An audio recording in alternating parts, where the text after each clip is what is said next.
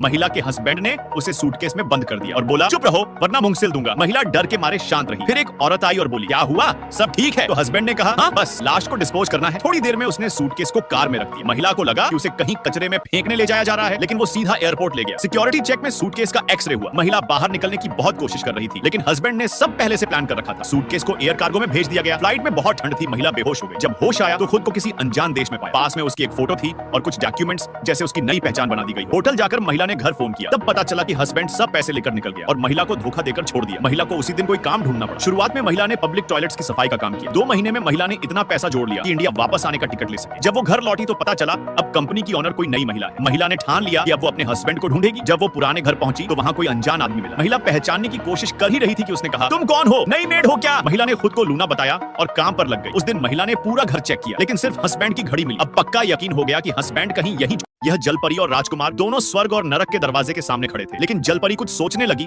और फिर नरक की तरफ इशारा किया। जैसे वे नरक के दरवाजे के सामने पहुंचे तो नरक की परी ने उनसे कहा कि नरक में मत जाओ, स्वर्ग में चले जाओ। फिर राजकुमार जलपरी को लेकर स्वर्ग की तरफ बढ़ा, लेकिन वहां भी दरवाजा बंद कर दिया गया। स्वर्ग की परी उनसे कहती है तुम यहाँ नहीं जा सकते हो। राजकुमार जैसे ही नरक की परी से सवाल करने गया तो नरक के दरवाजे ने उसे अंदर खींच लिया। जलपरी जोर से रोने लगी और नरक की परी को बताने लगी कि वो और राजकुमार एक प्यारा जोड़ा थे, लेकिन एक दिन डाकू आया और उसको किडनैप कर लिया। राजकुमार ने जैसे ही उसकी आवाज सुनी तो वह सुपरमैन की तरह दौड़ कर आया और आकर उस डाकू को जोर से लात मारी और उसे वहां से भगा दिया। फिर गुस्से में आकर उसने गाजर से उसे मार डाला। उसने मेरी रक्षा के लिए बड़ा कदम उठा लिया, लेकिन उसकी गलती की वजह से वो दोनों आंसू बहाने लगे। नरक की परी इस कहानी को सुनकर रोने लगी और फिर उसने जलपरी को राजकुमार को बचाकर लाने की इजाजत दे दी। फिर जलपरी राजकुमार को बचाकर ले आती है और अंत में उनको स्वर्ग में जाने की अनुमति मिल जाती है।